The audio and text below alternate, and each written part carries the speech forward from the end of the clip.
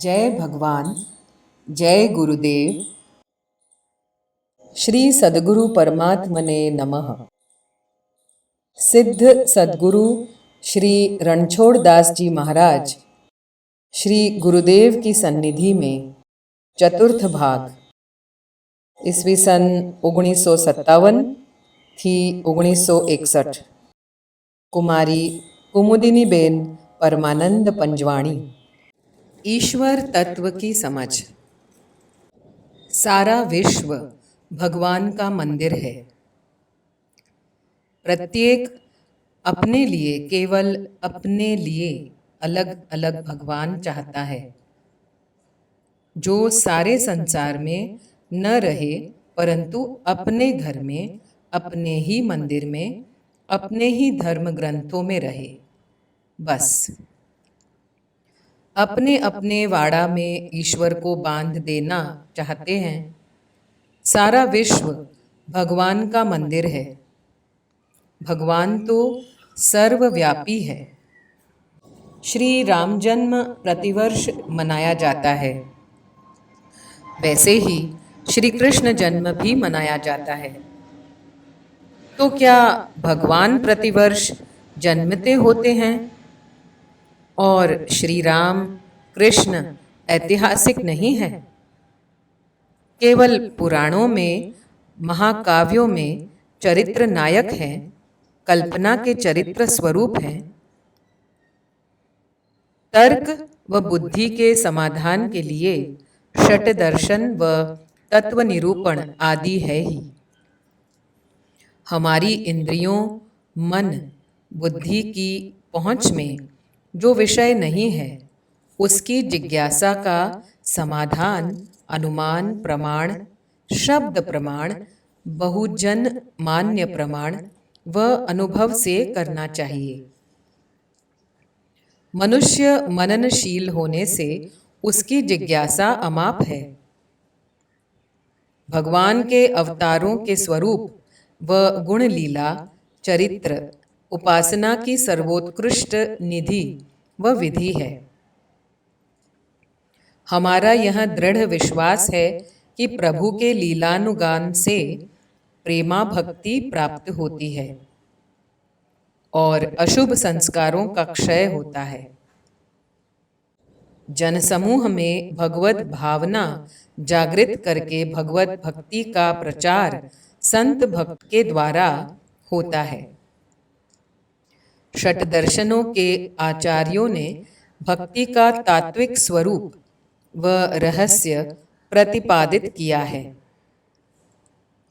इसी से भक्ति भावना का प्रवाह अस्खलित बहता रहता है। इसी में से प्रेरणा व रहस्य प्राप्त करके समय समय पर संत भक्त भक्ति भाव को जन समूह में पुनः पुनः पुष्ट करते आए हैं। इन संतों का, भक्तों का चिरंतन प्रभाव तो देखो और उस पर सोचो। युग युग से भारतीय जनता को इन्होंने ऐसी अपूर्व, पुनीत व इतनी सुशिष्ट भाव संपदा दी है कि जिसके सामने संसार की कोई संपत्ति, संसार का कोई ज्ञान खड़ा नहीं रह पाए। यह भाव संपदा ही आज भी भारत के कोने कोने में भगवान के प्रतिवर्ष के जन्मोत्सव में अनोखे आनंद, उत्साह व पुलक की सृष्टि करती है। जनसामान्य के बीच साकार ही नहीं, अपितु इस प्रकार अरूप और अलौकिक को प्रकट किया है।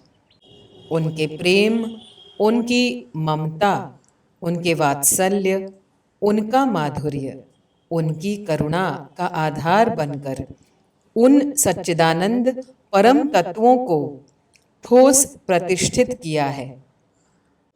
जीव परमात्मा का ही अंश है। जीव और ईश्वर के बीच में अनेक आवरणों को दूर करना यह परम पुरुषार्थ है। करुणा सागर भगवान की निस्वार्थ निर्हेतु की करुणा का पात्र होना, यह परम पुरुषार्थ है। भगवान षड ऐश्वर्यपूर्ण है। वे ही समस्त विश्व के कर्ता, भर्ता, भोक्ता होता है। हम सब इन्हीं के शेष हैं, उन्हीं के अंश हैं। इसलिए वे ही हमारे उपास्य तो है ही, परंतु एकमात्र सर्वसमर्थ अवलंबन है। उनके गुण रूप के श्रवण, चिंतन, मनन व लीला अनुकरण से हमें अनुराग उदय होता है। तब क्षुद्र अहम से, क्षुद्र वासनाओं से हम क्रमशः ऊपर उठते हैं।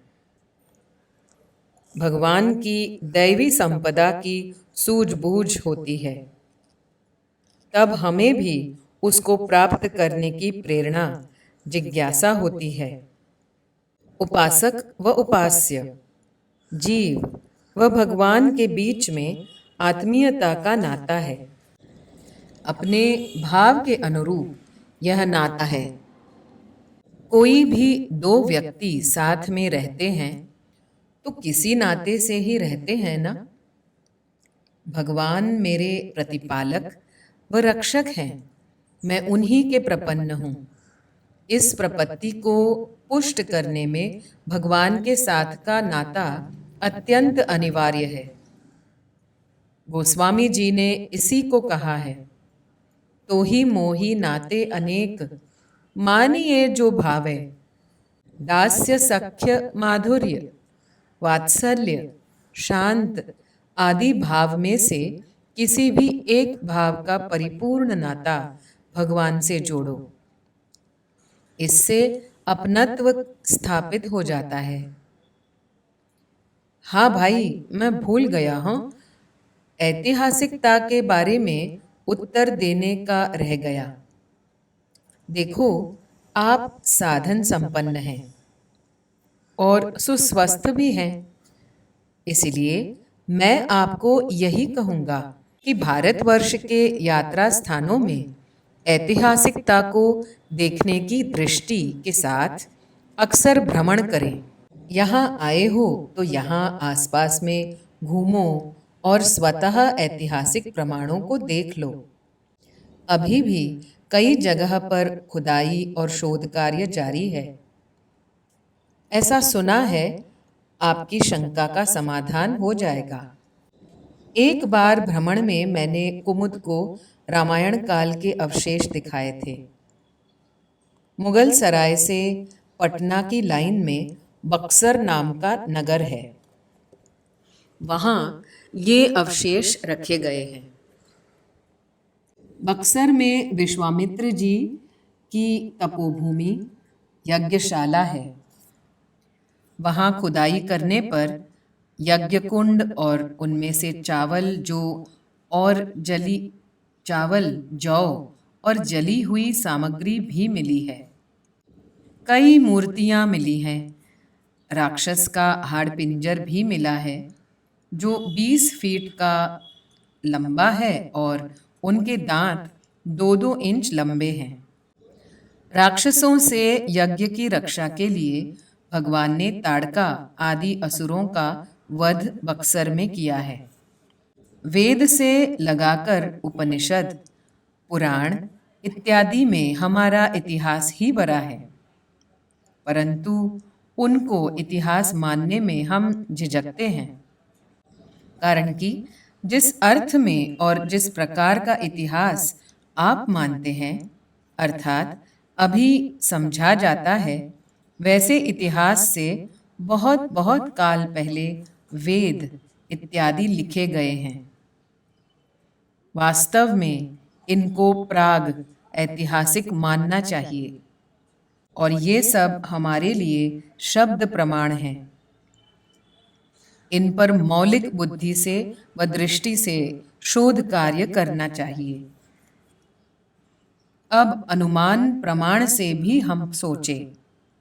सारे विश्व में आज तक साहित्य की कितनी कृतियों का सर्जन हुआ है। और होता रहता है। श्री रामकृष्ण के जैसे या उनसे बढ़कर कोई चरित्र नायक का निर्माण क्यों नहीं हुआ है? आचार्य श्री शंकर, श्री रामानुज, श्री माधवाचार्य, श्री वल्लभ जैसे और कोई आचार्यों ने साहित्य के उन चरित्र नायकों की भक्ति उपासना क्यों नहीं की है?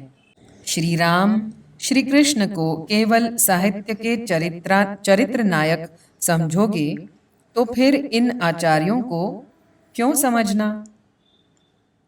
और अभी अभी हो गए हैं जिनका इतिहास लिखा हुआ है, वे तुकाराम जी, तुलसीदास जी, नरसिंह मेहता, त्यागराज जी, रामकृष्ण, विवेकानंद, रामतीर्थ जी इत्यादि को भी क्या समझना, यह आप बताइए। इसीलिए हमको स्वीकार करना ही चाहिए कि श्री राम श्री कृष्ण परब्रह्म के अवतार हैं ही, और उनका प्रभाव अत्यंत ही गहरा और चिरंतन है। भारतीय जनता उनको असंख्य ढंग के, असंख्य भावना, श्रद्धा, निष्ठा से मानती आई है और उसी के अनुकूल उनकी अनुभूति भी बराबर करती रही है। इसमें कोई संदेह नहीं। यदि ऐसा न होता तो भारत में युग युग में समय समय पर एक से एक बढ़कर महान विभूतियों का प्रादुर्भाव कदापि नहीं होता। प्रश्न है, श्री राम का व श्री कृष्ण का ऐतिहासिक प्रमाण तो मिलता नहीं है। गुरुदेव कहते हैं, भले न मिलता हो, दूसरी विचार प्रक्रिया से निश्चय कर सकते हो। श्री कृष्ण भगवान के विषय में प्रक्रिया बताऊं? पहले तो उनके उपदेश पर विचार करो। उनके उपदेश मौलिक है या पहले के कोई चरित्र नायक महापुरुष के प्रचलित उपदेश उन्होंने दिए हैं? प्रश्न, उनके उपदेश में आप मुख्यतः क्या मानते हैं? पूज्य श्री कहते हैं, निष्काम शुद्ध प्रेम, शरणागति तत्व, निष्काम कर्म व अव्यभिचारिणी भक्ति।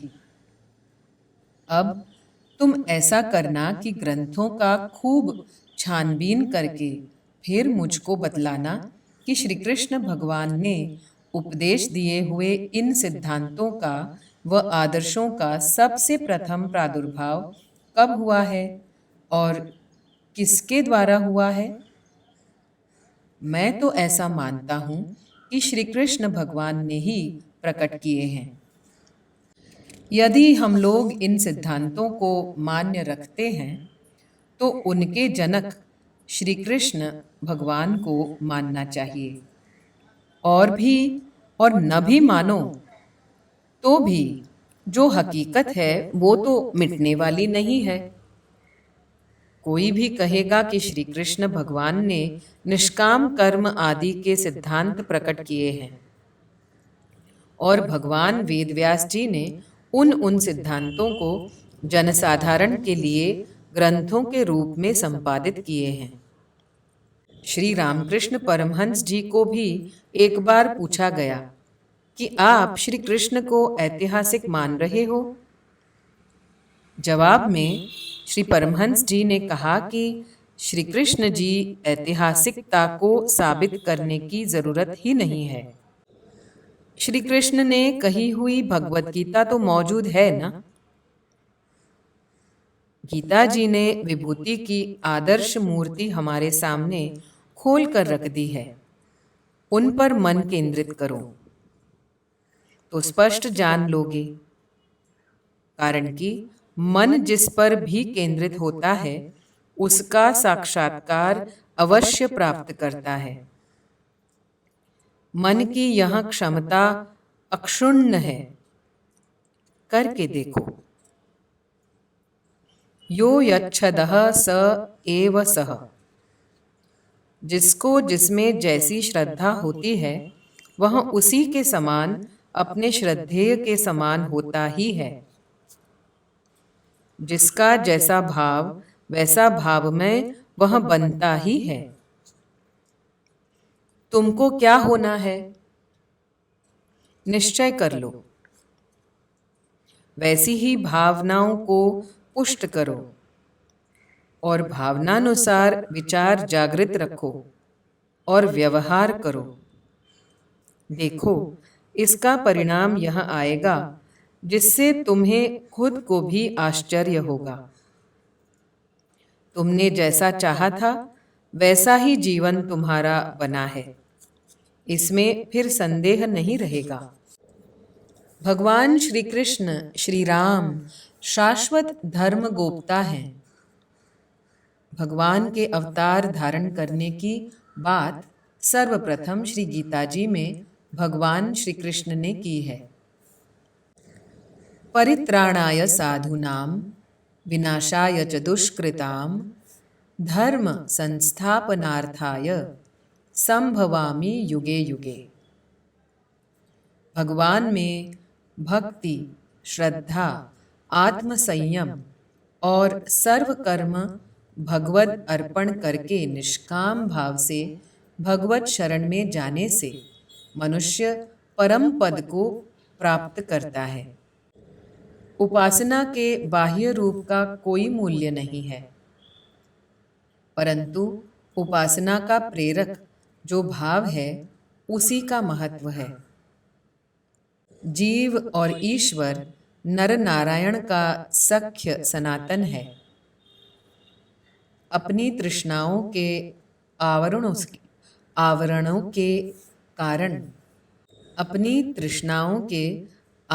के कारण अहम के कारण नर अल्पज्ञ होता है, नश्वर होता है। इनको दूर करने से नर अपने में नारायण का साक्षात्कार करता है।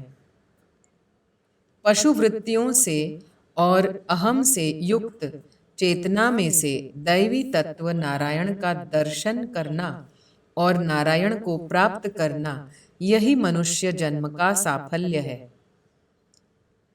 इस जन्मोत्सव आनंदोत्सव के पीछे नर नारायण का सनातन सख्य का जागृत करने की असीम प्रेरणा स्रोत है।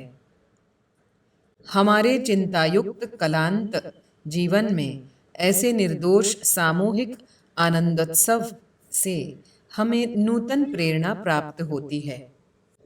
श्री राम नवमी के उत्सव में, जन्माष्टमी के उत्सव में श्री राम कृष्ण शाश्वत शिशु प्रत्येक हृदय में जन्म धारण करते हैं।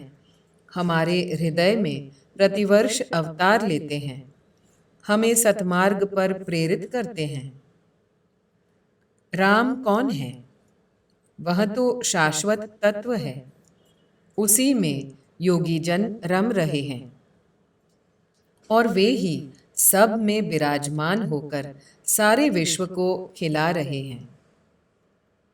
श्री राम रामो विग्रहवान धर्मः, अर्थात धर्म का ही साक्षात स्वरूप है।